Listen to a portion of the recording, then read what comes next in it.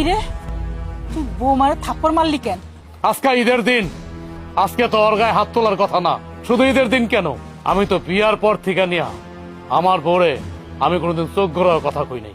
কারণ আমার বউ এমন কোনো কাজ করে নাই যাতে আমি চোখ ঘোরার কথা বলবো।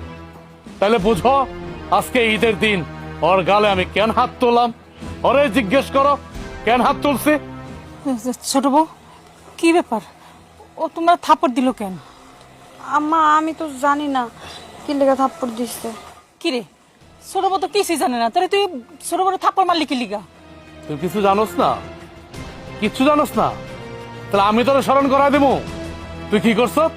হ্যাঁ, আর আমার ওই যে বড় ভাবি, বড় ভাই, আমার মার সামনে তোর লজ্জাটা দিয়ে দেবো লজ্জাটা। তাহলে শোন মা, তাহলে শোনো আমার বউ কি করছে। আমার বউ আমার শ্বশুরের কাছ থেকে ওর যে বাঘের সম্পত্তিটুকু পাইতো গিয়া বিক্রি কইরা 1,00,000 টাকা নিয়ে আসছে। তাও কি জানো, আমার কথা বললা আমার নাকি শহরে সমস্যা হইতেছে, থাকতে খাইতে সমস্যা হইতেছে। আমারে দেহায়া আমার বউ আমার শ্বশুর বাড়ি বিক্রি করে দিছে, আমার মান সম্মান সব নষ্ট করে দিছে আমার বউ।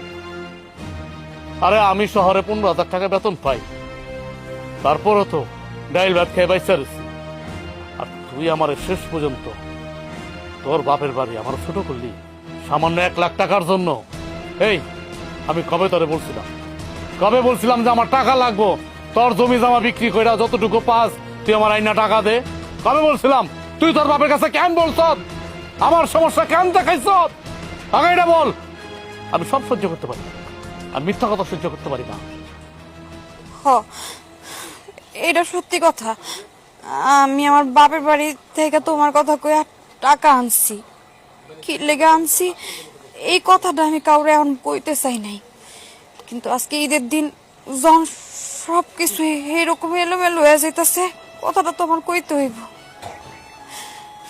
আসলে ওই যে মারে নিয়ে ডাক্তারের কাছে গেছিলাম না, তখন ডাক্তার আমার কাছে কইছে মার নাকি পিত্তথলিতে পাথর হইছে, অপারেশন করা লাগবে, আর অপারেশন করলে তো অনেক টাকা লাগবে। আমি আসলে কোনো কিছু বুঝতে পারতাছিলাম না। এর মধ্যে মার অসুস্থতার কথা শুই না ভাই ভাবিও চিন্তায় পড়ে গেছে যে মার হঠাৎ করে কি হইলো। এর পিছনে তারা টাকা খরচ করতে পারবো না, আমি আড়াল থেকে সব শুনছি।